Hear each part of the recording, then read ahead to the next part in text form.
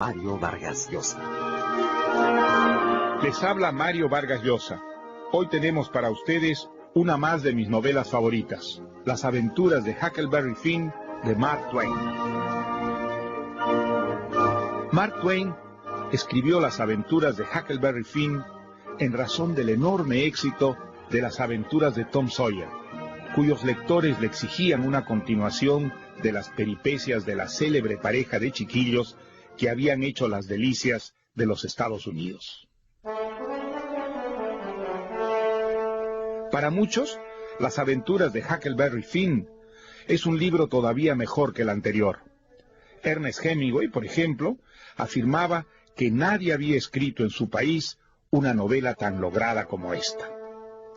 Aunque también enormemente divertido por sus ocurrencias, por su gracia y humor, Las aventuras de Huckleberry Finn es un libro más complejo y elaborado que el de Tom Sawyer.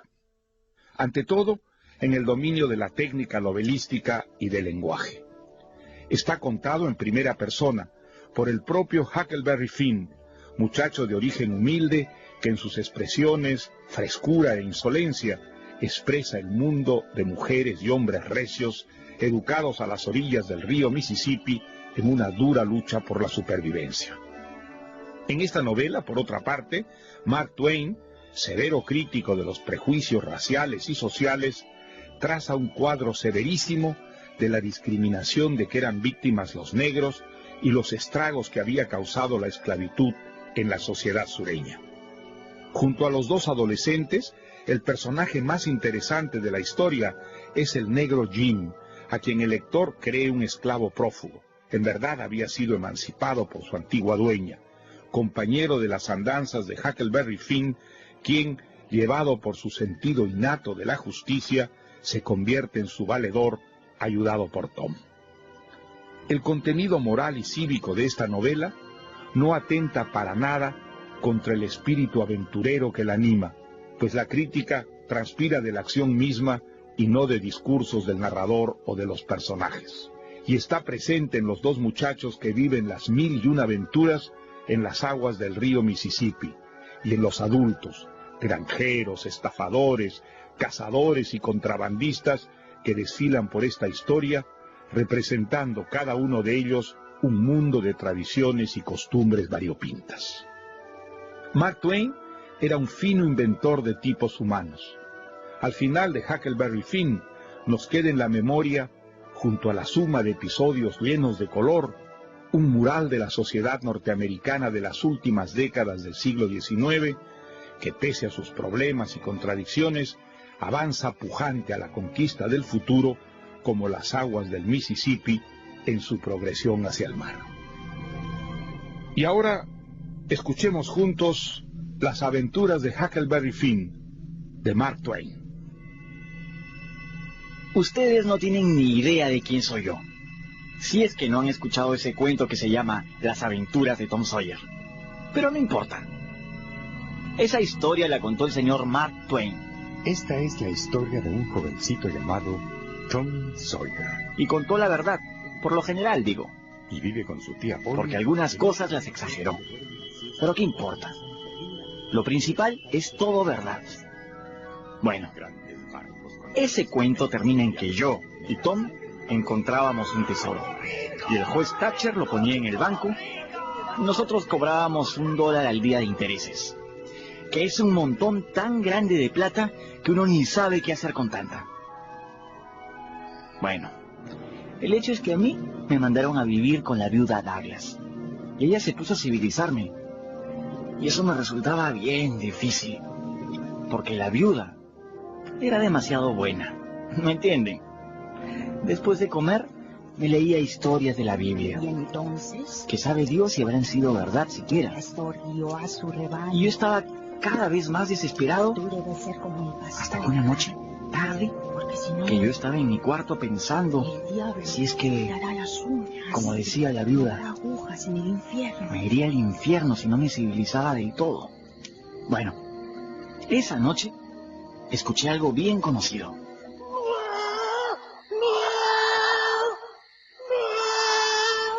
El maullido de Tom. Me descolgué por la ventana Y le contesté. Tom había quedado en recogerme para ir a la guarida de la banda de asaltantes que estaba organizando. En el camino, casi nos topamos con el negro Jim, o sea, el esclavo de la viuda Douglas, que estaba durmiendo debajo de un árbol bien alto. Jim era un negro bien inocente, y Tom le quiso hacer una broma. Espera. Le sacó el sombrero de la cabeza despacito. El negro Jim no se despertó. Tom le colgó el sombrero de una rama bien alta de ese árbol y después... Ya, listo, ahora ven. Nos fuimos a esconder detrás de un matorral. Y Tom le tiró una piedrita a Jim que le cayó justo en la cabeza descubierta y el negro se despertó. ¿Qué? Está buscando su sombrero. Jim se paró de un salto, miró para todos lados y de repente vio su sombrero colgado de esa rama alta del árbol. ¿Qué ha pasado, señor? Sí. Es el diablo. El diablo que se ha querido llevar mi sombrero. Casi nos morimos de la risa. Y el negro casi nos escucha. Y Tom hizo señas y salimos corriendo. Y ya riéndonos fuerte hasta llegar a donde estaban 3 o 4 chicos esperando a Tom. De lo que se trataba era de formar una banda de asaltantes de caminos y secuestradores de personas ricas para cobrar rescate. Y si no lo pagaban, pues liquidarlos.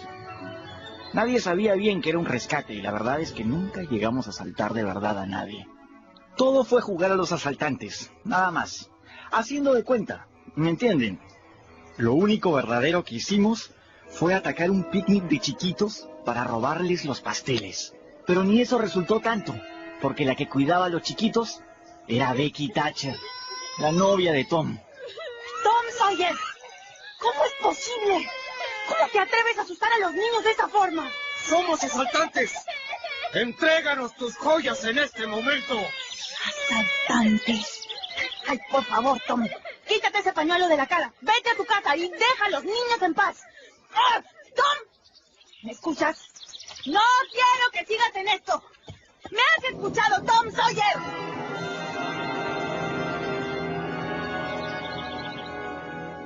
Cuando estuvimos lejos, yo le pregunté a Tom si de verdad pensaba que Becky Thatcher tenía joyas que podíamos robarle. Y él me dijo una cosa bien loca. Por supuesto, Huck, porque esa no era Becky Thatcher. Ni tampoco era un picnic de niños chiquitos. Era una corte llena de nobles con su reina. ¿Qué dices? Es que tú no sabes nada, pues. Si hubieras leído Don Quijote siquiera, sabrías que hay magos que convierten las cosas verdaderas en falsas. Esa reina era una reina de verdad, pero los magos la convirtieron en Becky Thatcher. No te creo. Te lo juro. Yo no le creía mucho a Tom, la verdad. Y menos cuando dijo que ya no íbamos a seguir siendo asaltantes. Seguro no quería que Becky se molestara más con él. O sea que no pasó nada durante casi medio año. Salvo que tuve que ir al colegio y aprender un poco a escribir y a leer. Hasta que un día, saliendo de la casa, sobre la nieve me encontré las huellas de unas botas conocidas. El taco de la bota izquierda tenía una cruz hecha de clavos. Era mi pa. Había vuelto. Y había estado rondando la casa. No había tiempo que perder. En menos de lo que canta un gallo, yo estaba entrando a la casa del juez Thatcher. ¡Juez Thatcher! Sí, hijo. ¡Juez Thatcher, un favor! ¿En qué te puedo servir? Le entrego todo. Todo mi tesoro. Ya no lo quiero. Se lo regalo. ¿Qué estás diciendo, hijo? Por fin el juez entendió y me propuso comprarme todo mi tesoro por $1. Y yo acepté. Y me dio $1 de plata y le firmé un papel y volví a la calle. Ya tranquilo. Pero no tanto. Porque mi pa había vuelto. Y él puede ser bien malo, ¿saben? Hola, Hat. ¿Te acuerdas de mí? No te asustes, Hat. Solo dime, ¿te acuerdas de mí? Mi pa tenía como 50 años. Pero ahora parecía de mucho más. La barba crecida, el pelo largo y enredado y grasiento, la piel tan blanca que daba escalofríos, un blanco como el de la barriga de un pescado. Sus ropas estaban hechas jirones, peor que las mías de antes, y sus ojos me miraban demasiado fuerte. Al principio tuve miedo, como ya les conté, pero después ya no tuve más miedo que el de costumbre cuando estaba con mi pa. Ropita nueva, muy elegante, almidonada, muchos aires. Me dicen que has aprendido a leer y escribir. ¿Quién te dijo que podías aprender a leer y escribir? ¿Ah? ¿Quién te dio permiso para eso? La viuda Douglas. Ah, la viuda Douglas. Pues a ver, pues lee. ¿Cualquier cosa? Lee. Yo agarré un libro sobre el presidente Washington que estaba por ahí. George Washington fue el primer presidente de los Estados Unidos de América y uno de los fundadores de la patria.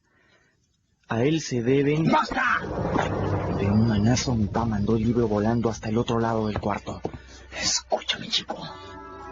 ¿Qué te has creído tú queriendo ser más que tu padre? Más que tu madre. Tu madre murió sin saber leer ni escribir, ¿me escuchas? Y tú nunca vas a ser más que ella ni más que tu padre. ¿Has oído? Yo te encuentre nunca ni a 100 yardas de esa escuela, ¿me escuchas? Dame plata. No tengo.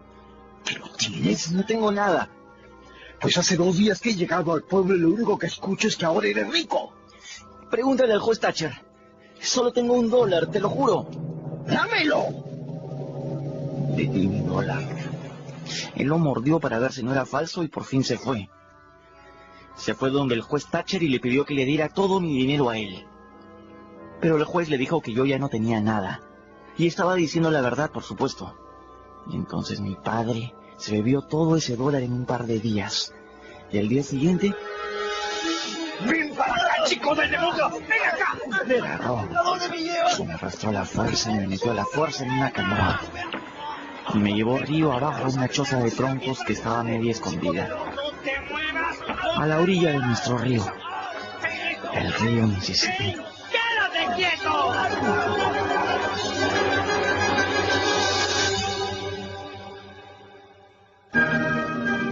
Así ha comenzado Las aventuras de Huckleberry Finn, de Mark Twain, otra de mis grandes novelas favoritas.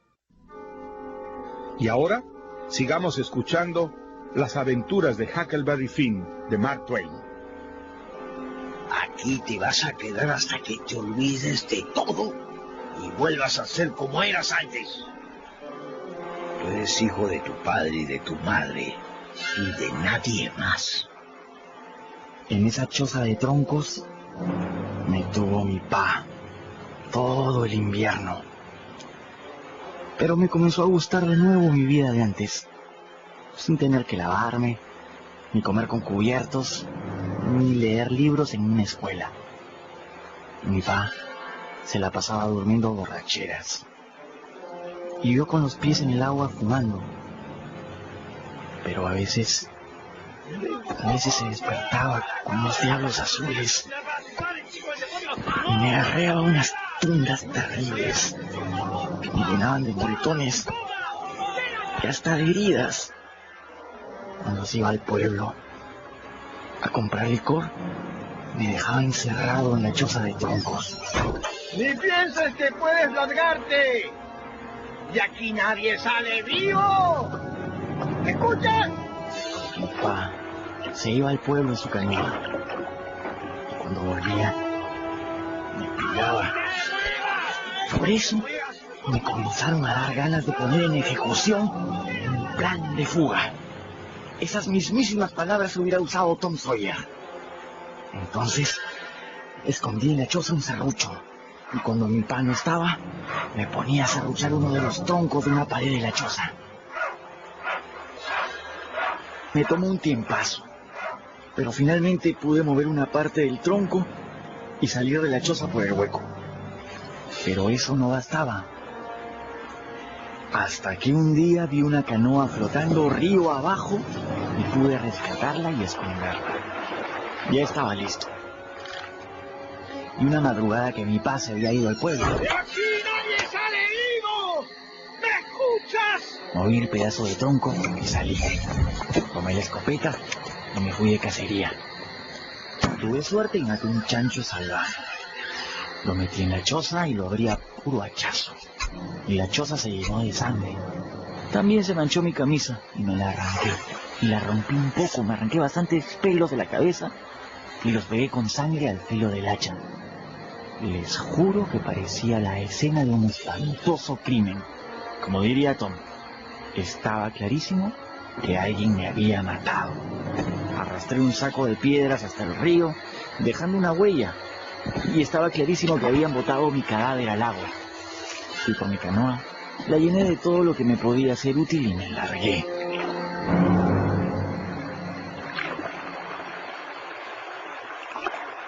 Tenía pensado refugiarme en la isla Jackson, que es grande y deshabitada.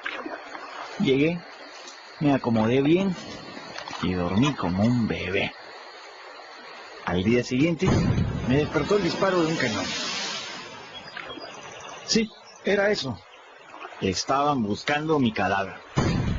Por si acaso no lo sepan, les diré que cuando hay que encontrar un cadáver hundido en el río, se dispara un cañón y eso lo reflota. El cañón navega en un bote grande. Ver eso me puso contento, porque si mi padre y todo el pueblo se convencían de que yo estaba muerto, yo podía ir donde quisiera hasta que me diera la gana de resucitar. Salí a explorar y encontré un fuego recién apagado. Había alguien en la isla. Eso me asustó bastante. Pero levanté la vista y a que no adivinan quién estaba mirándome con los ojazos que se le salían.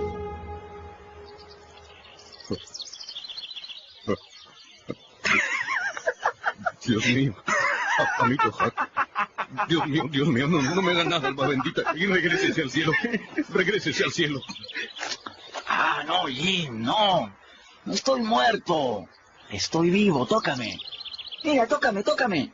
No se burle del pobre Jim, amito Huck. Tenga piedad y váyase al cielo. Ay, Jim, no, estoy vivo. Hice como si me hubieran asesinado. Le conté al negro todo lo de mi pa y de cómo fingí mi muerte. Y Jim se fue calmando. ¿Y tú, negro? ¿Qué haces aquí? Jim me echó una mirada rara y me dijo... Si yo le cuento una cosa, ¿me guarda el secreto? Claro. La verdad es que... ¿Qué? Me he fugado. ¿Qué estás diciendo? Usted me prometió no contarle a nadie, amito. A nadie. ¿Que te has fugado, dices? ¿Eres un esclavo prófugo? Sí, amito. Eso soy ahora. Pero... ¿por qué, Jim? ¿Por qué? Es que escuché a mi ama, la viuda Douglas, diciendo que me iba a vender, amito, por $1000 a un mercader de esclavos, para que me revendieran en Nueva Orleans. Mi esposa y mis hijos, amito, ya nunca los iba a ver. Entonces... Un negro fugado y un muerto. No tenía otra salida. ¿Qué tal, pa? ¿Verdad que no? Ya te dije que no. A mí no se me cocinaba mucho eso de estar ayudando a un esclavo fugado. No puedo. Yo estoy muerto. Porque a un negro que vale $1000 no se le puede permitir que se largue por su cuenta cuando se le da la gana. Pero, en fin, yo le había prometido no delatarlo, como diría Tom. Exploramos la isla y encontramos una buena caverna donde comenzamos a pasarla bien, pescando para comer y fumando y todo. Uno de esos días apareció una balsa flotando río abajo. La rescatamos, le pusimos una carpa al medio para dormir y zarpamos. La idea era llegar hasta donde el Mississippi se junta con el río Ohio, que es en el pueblo de Cairo, para de ahí subir por el río Ohio hasta los estados del norte, donde ya no hay esclavos. Entonces Jim se pondría a trabajar y juntar plata para comprar a su mujer y a sus hijos. Ese era el plan de Jim.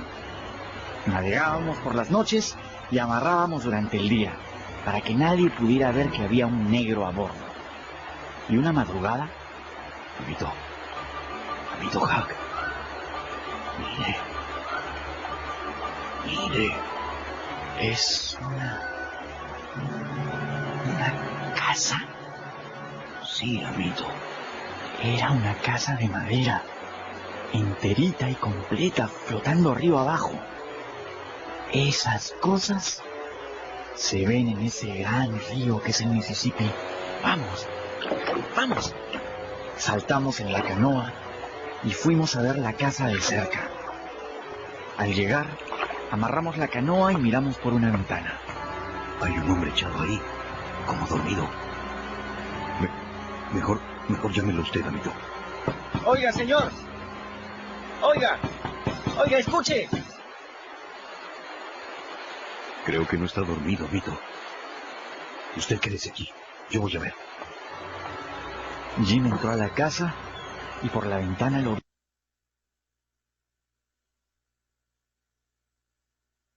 Acercarse al hombre y mirarle la cara. ¡Está muerto, amito! ¡Muerto! Cubrió al muerto con un trapo. Recibió un tiro por la espalda. Debe haber muerto hace unos 3 días. Entre a la casa nomás, amito, pero no lo mire. Su cara está bien fea. Yo no lo miré, por supuesto. Subimos al segundo piso y fuimos sacando todo lo que podía ser útil. Yo encontré unos libros y los metí a mi saco. Y así, con muchas cosas nuevas, algunas muy buenas, regresamos a nuestra balsa. Más tarde quise conversarle a Jim sobre ese muerto, pero él no quiso hablar nada, diciendo que encontrar un muerto flotando en una casa era de muy mal agüero. Eso me pareció razonable, y me callé la boca, y el mal agüero se cumplió, porque unos días más tarde, mientras estábamos amarrando para pasar el día... ¡Jim! ¡Jim, mira! Río abajo, venían 2 botes a remo llenos de gente con fusiles. Estaban lejos todavía, pero sus armas se veían clarito. Dios mío, amito Huck. Dios nos libre, amito Huck. Vienen por mí. ¡Vamos! ¡Vamos, Jim, vamos! ¡Hay que salir de aquí! ¡Las amarras! Soltamos amarras y remamos como locos hasta alcanzar el centro de la corriente. Y poco a poco nos fuimos alejando. Y bueno, lo que habíamos visto era la típica escuadra que se forma para capturar esclavos. Lo que quería decir que estaban buscando a Jim porque su cabeza tenía precio. Menos mal que ya debíamos estar cerca de Cairo. Buscábamos ese pueblo haciendo guardias toda la noche. Pero comenzó a subir mucha neblina. Una noche hubo una tormenta fuerte. Rayos, truenos, lluvia y olas en el río que se subían a la balsa. En una de esas me caí al río. ¿Y Jim? Pues el negro atinó a soltarme la canoa para que yo pudiera alcanzarlo. Pero no pude. ¡El remo! ¡El remo! ¡No lo pierda, amito! Remaba y remaba, pero ya ni siquiera veía la balsa de tanta niebla. ¡Jim! ¡Jim! ¡Jim! Al final, ya ni nos escuchábamos. Yo amarré y me eché en el fondo de mi canoa para tratar de dormir.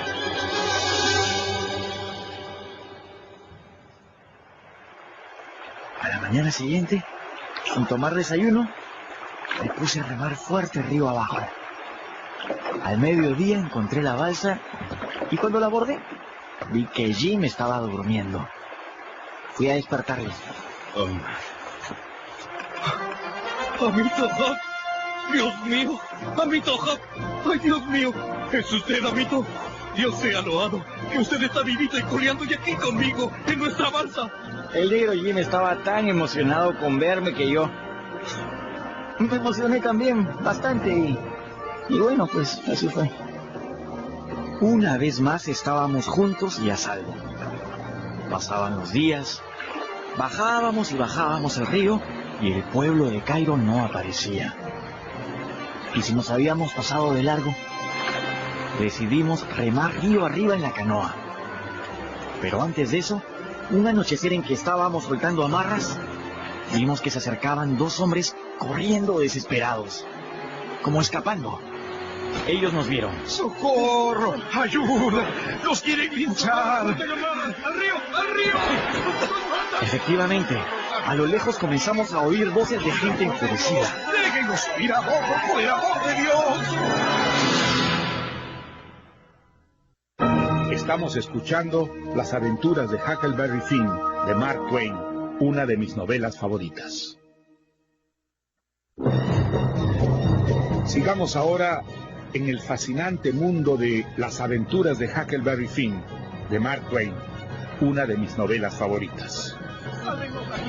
Uno de los hombres tenía como 70 años y nada de pelo. El otro tenía como 30 y demasiado pelo. El más joven se subió a la balsa como desesperado, sin tratar de ayudar al más viejo que venía corriendo y resoplando. Cuando los dos estuvieron a bordo, soltamos amarras. Una vez que estuvimos en medio del río, me pareció que era tiempo de saber quiénes eran esos dos señores. ¿Y ustedes, señores, quiénes son? El menos viejo contestó.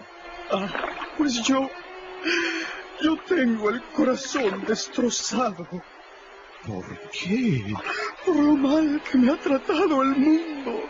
¿Cómo así? Por el secreto de mi origen. Nadie lo puede creer. ¿Quién eres? Soy el duque de la Fuente Ovejuna. El verdadero duque de la Fuente Ovejuna, de la casa de los Albahaca. Pero heme aquí, en apuros, sobre una pobre balsa del río Mississippi, acompañado de gente de baja ralea. ¡Pobre de mí! Baja ralea yo. Pues yo soy el legítimo rey de Francia, has de saber. ¿El rey de Francia? Nieto de Luis XVI. Ese al que le cortaron la cabeza de la guillotina. Ay, Dios mío. Yo sabía que no eran más que un par de malandrines tratando de ganarse la vida sin trabajar demasiado. Pero no podía botarlos de la balsa. Yo les dije que Jim era mi esclavo y que lo estaba llevando a casa de mi tío, bien al sur. Si ellos se daban cuenta de la verdad, estábamos fritos. Les dije que solo viajábamos de noche para que la gente no pensara que Jim era un esclavo fugado. Pensaremos en algo para poder viajar también de día, hijo. No te preocupes. El duque y el rey se pusieron a pensar en cómo conseguir dinero.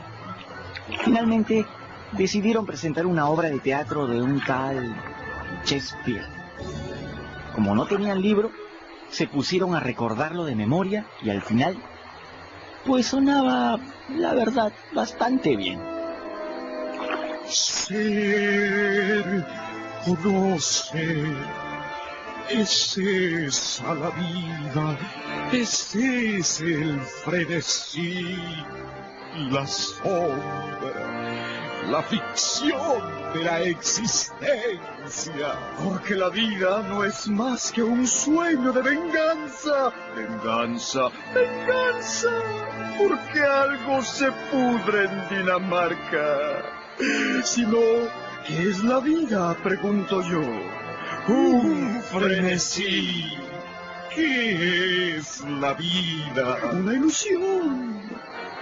Por eso yo estoy aquí, de estas cadenas cargado. ¿Soñaste que en otro estado más importante te vi? El duque se aprendió la letra de un personaje que se llama Selmundo.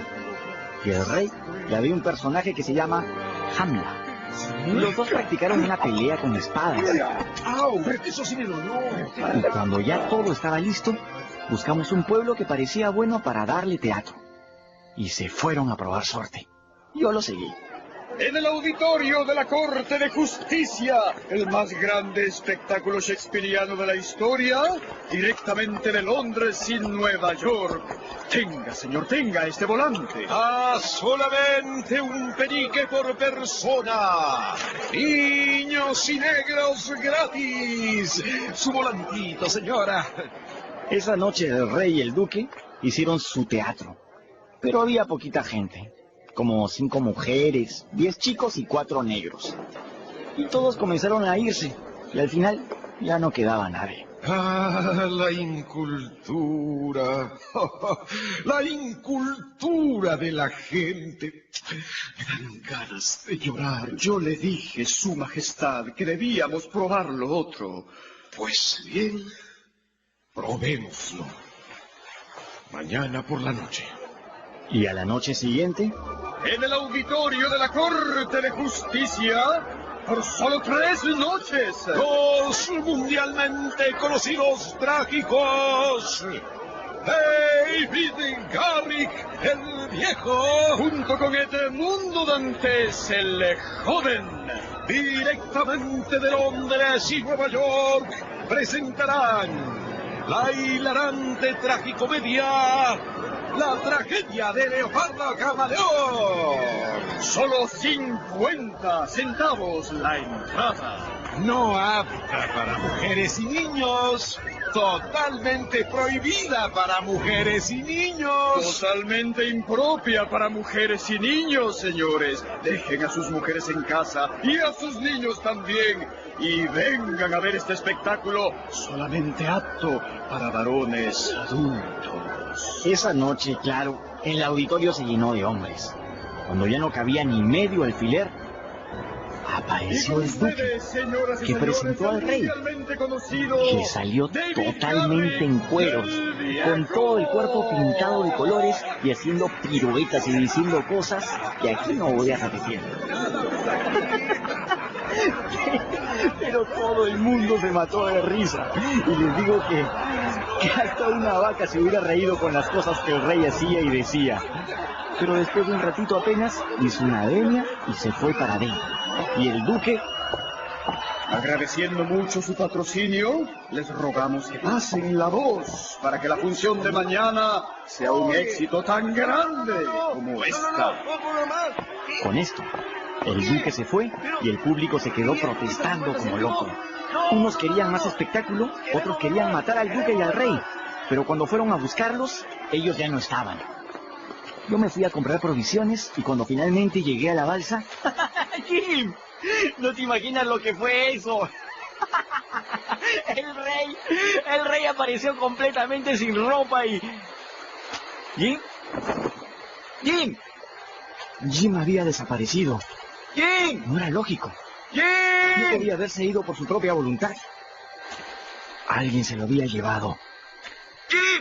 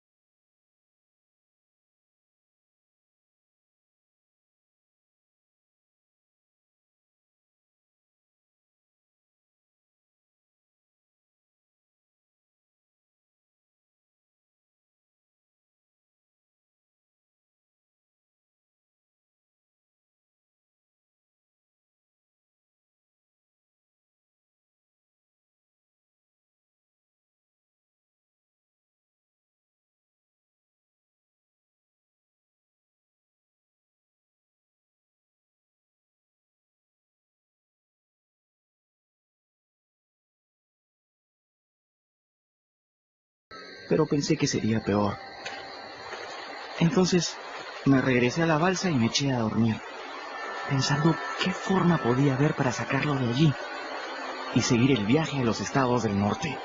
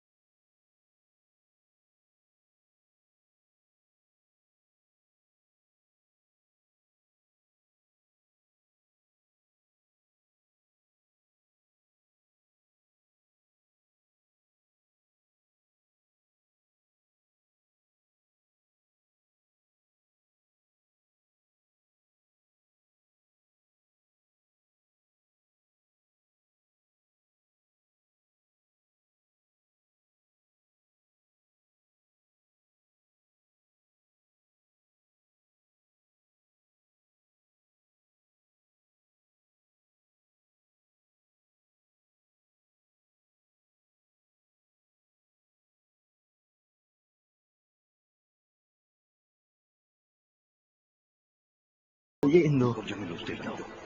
Amito. viendo ese negro, cuidándome y buscándome, y apenándose junto conmigo. Y tan contento cuando me perdí y regresé. Y también de una noche, Ya nunca más los voy a ver. cuando lo escuché llorando, solito, ahí en esa choza, Estarán pensando mis hijitos. seguro encadenado. ¿Y dónde estará mi amito Hack? Y pensé que yo era el único amigo que Jim tenía en este mundo. Y entonces, ya pues, ¿qué importa? Me iré al infierno. Si rompí esa carta, esas son palabras bien feas, ya lo sé, pero dije que prefería el infierno. Total, ¿qué me importaba? A mí me habían criado para ser malo. Toda la vida había sido malo. Era en el infierno donde todo el mundo siempre me había dicho que iba a acabar. Entonces decidí ponerme en camino al infierno de una vez. Y escondí la balsa en una islita vecina y me fui directo a la granja de los Phelps. Y que fuera lo que Dios o el demonio quisiera, pues. No valía la pena irse al infierno sin antes liberar al negro Jim.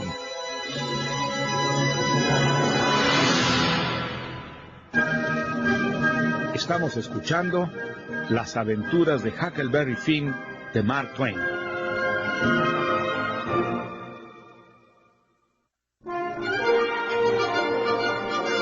Vamos a escuchar ahora cómo terminan Las aventuras de Huckleberry Finn de Mark Twain. Yo no tenía ningún plan. Algo se me ocurriría donde los Phelps. La plantación era pequeña, con una explanada delante de la casa. Y yo estaba recién llegando cuando de repente sale corriendo una señora. ¡Llegaste! ¡Por fin! ¡Dios sea loado! ¡Llegaste!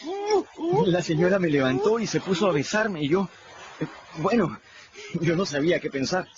Hemos estado esperándote todo el santo día. ¿Qué le pasó a tu vapor que tanto se ha demorado? Yo no quería meterme en líos, o sea que le contesté.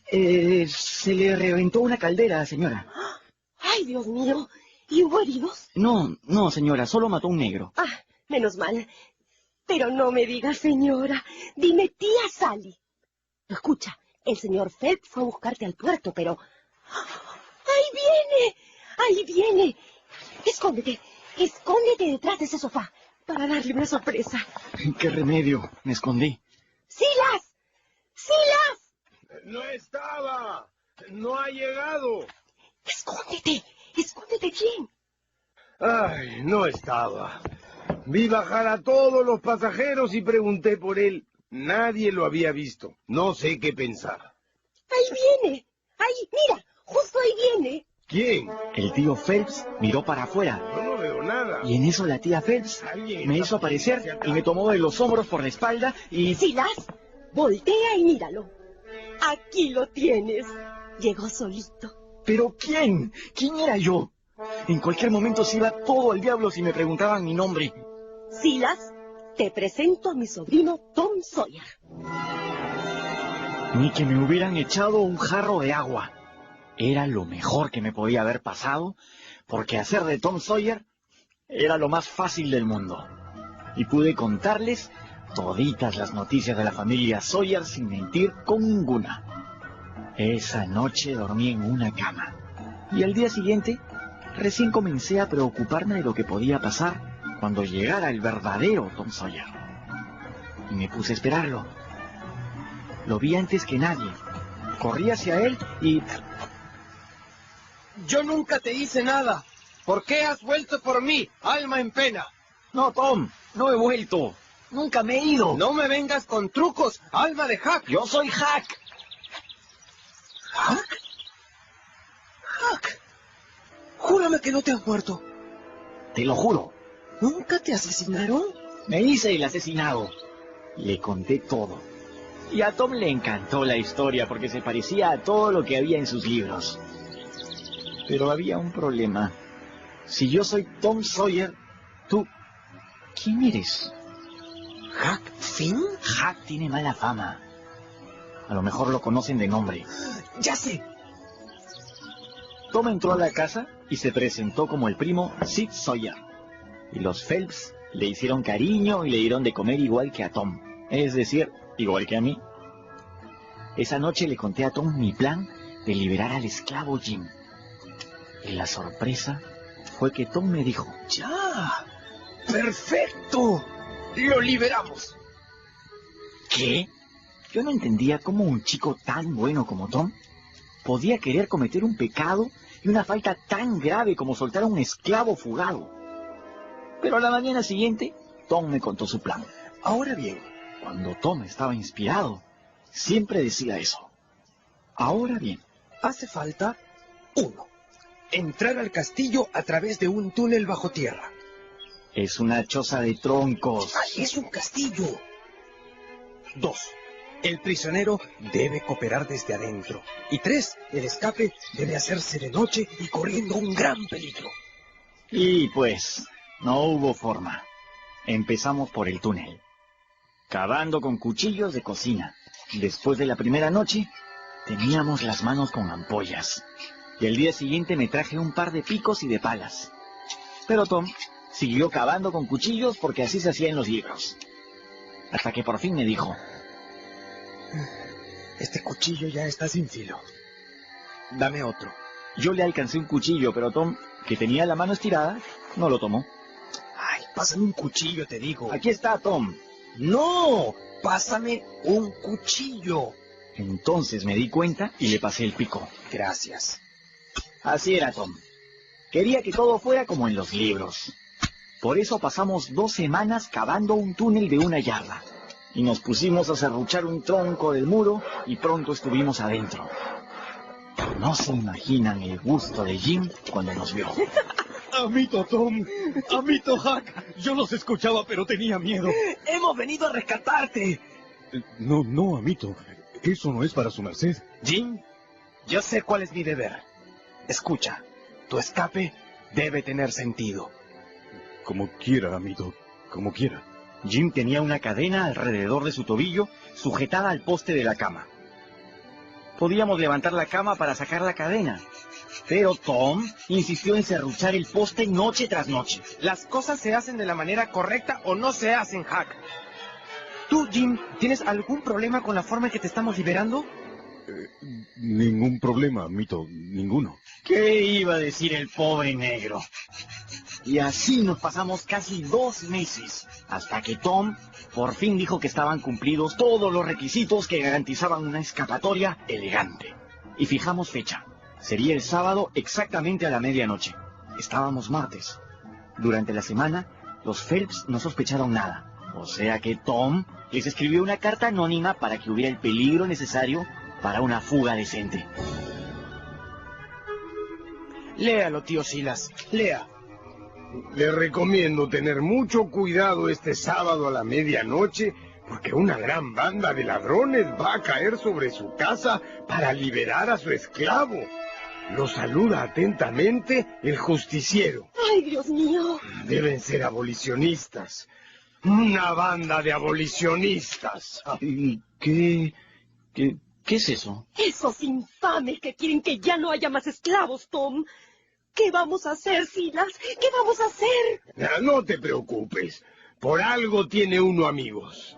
Efectivamente, para el gran gusto de Tom, el sábado a las 11 de la noche, había como 8 hombres armados tomando café en la cocina de los Phelps, esperando el momento de liarse a tiros con quien quiera que asomara las narices para liberar al negro Jim. ¡De eso se trataba! ¡Estupendo! Tom, temiendo lo peor, así lo dijo, decidió adelantar la hora de la fuga. Y a las 11:03 estábamos dentro de la choza soltándole la cadena a Jim. Por fin, amitos. Por fin. ¡Vamos! ¡Vamos! ¿Por la puerta? ¡No! ¡Por Dios! ¡Por el hueco! Salimos fácil. Lo malo fue que hacía falta cruzar por delante de la casa donde estaba toda la banda de cazadores de esclavos. Y eso era peligroso. Y... ¡Hey! ¡Hey! ¡Cuidado! nos había visto un cazador de esclavos que justo regresaba de orinar junto a un árbol. Ahí comenzó todo. ¡Corran! ¡Corran! ¡Ay, Dios mío! ¡Nos matan! ¡Nos matan! ¡Vamos, compañeros! ¡Vamos! ¡Corran! ¡Vamos, compañeros! ¡Corran! ¡Vamos, desmayar! ¡De frente! ¡No! ¡Al río! ¡Al río! ¡Hasta la victoria o la muerte! ¡Mi reino por un caballo! ¡Victoria, caballo! Dios mío, mitos, no llegamos, no llegamos. ¡Y corre, Jim! ¡Corre! ¡Corran! ¡Corran! ¡Cuidado! ¡Cuidado, Tom! ¡Cuidado! ¡Ustedes corran! ¡Corran! Jim nos indicó un matorral donde con las justas nos escondimos para ver a los cazadores de esclavos pasar corriendo. ¡Hay que pescar a ese negro! ¡Vamos! Esperamos aguantando la respiración hasta que estuvieron lejos. Dios mío, amito Tom, está usted sangrando. No es nada, Jim. No es nada, es solo un rasguño. Amito, tiene un balazo en la pierna. Secuestren a un médico. ¿Secuestre? Sí, encapuchado para que no pueda delatarnos. Vayan por un médico pronto, que muero. Yo no sé si Tom se estaba muriendo, pero me daba mucha rabia pensar que esto había pasado por las puras. Pero bueno, fui por un médico. Jim se escondió en los matorrales y el médico hizo preguntas difíciles. Estábamos de cacería y se le escapó un tiro, doctor. Eso fue. Pero el doctor dijo que debíamos llevarlo de vuelta al pueblo para curarlo. Que si no, Tom de verdad se podía morir. Doctor, antes que la cárcel, prefiero la muerte. Había un problema. Tom no podía caminar y el doctor no podía cargarlo y yo tampoco. Jim estaba escondido en los matorrales escuchando todo lo que pasaba. Y de repente se apareció y dijo: Yo lo llevo, doctor. Yo lo llevo. Casi me caigo al río de la sorpresa. Ahí estaba Jim, parado delante de nosotros, con una pinta de esclavo fugado que para qué les cuento. Pero igual, Jim cargó a Tom en sus brazos y nos pusimos en camino. Es que Jim quería salvarle la vida a Tom, aunque eso le costara su libertad. ¡Están trayendo a Sid herido! Ese es el negro fugado, ¿no, Silas? Sí, es el fugado. ¡Que no escape! ¡Quieto! Tú no entras a la casa. Todavía no, amitos. No todavía. Escuchen. Este negro no es lo que parece. Ay, pobrecito Sid. Está delirando. No, yo no soy Sid Sawyer. ¿Qué? Yo soy Tom Sawyer, el verdadero. Oh. Y este es mi amigo Huckleberry Finn. Y ese negro es Jim, el negro que antes fuera esclavo de la difunta viuda Douglas, pero que ahora es un hombre libre. ¿Qué dices?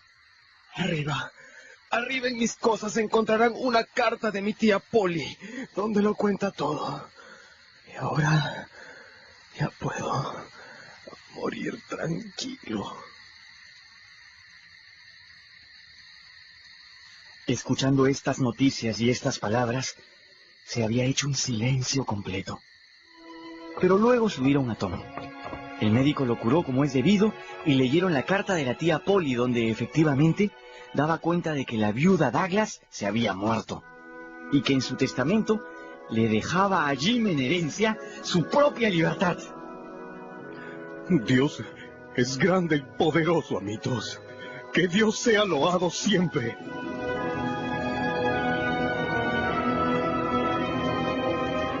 Cuando Tom estuvo mejor, a la hora de conversar: Oye, Tom, dime, ¿para qué nos metimos a liberar a un esclavo que ya era libre? Y tú lo sabías de sobra. Porque estaba preso. Pero estaba preso porque se suponía que era esclavo. Pero si ya no era esclavo... ¿Una escapatoria emocionante o no? Vaya, si yo tuve que cruzar un río de mi propia sangre. Tuve que admitir que la escapatoria había sido emocionante. Y sobre todo elegante. Cuando Tom estuvo bien y ya fue hora de regresar a nuestro pueblo, yo no quería volver. Seguro mi padre está esperando para darme una de sus tundas. No, amito Huck. Su padre ya no está. ¿Cómo que no está? ¿Qué importa? La cosa es que ya no va a estar tampoco. ¿Dónde? En ninguna parte, amito Huck. ¿Qué estás diciendo? Amito, ¿se acuerda usted de esa casa que flotaba río abajo, donde encontramos un muerto?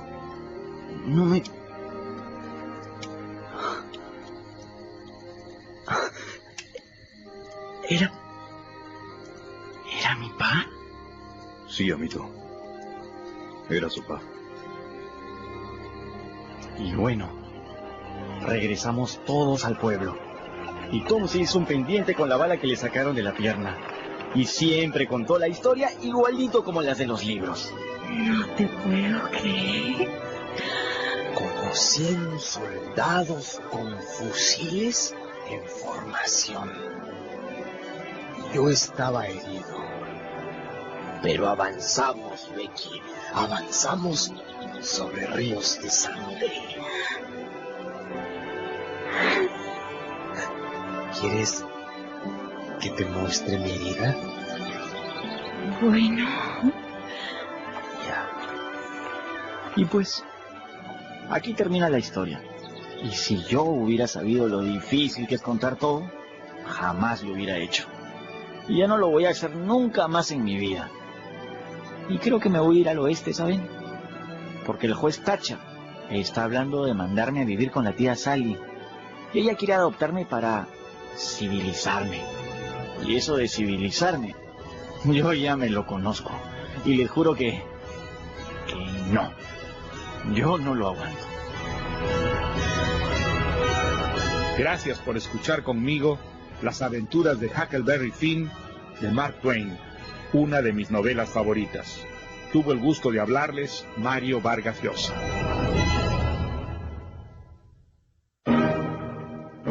Mi novela favorita, la esencia de las más grandes obras literarias de la humanidad, seleccionadas y presentadas por Mario Vargas Llosa. Con Jorge Villanueva, Marcelo Rivera y Óscar Carrillo. Adaptación y dirección general de Alonso Alegría. Es una producción de Grupo RPP del Perú.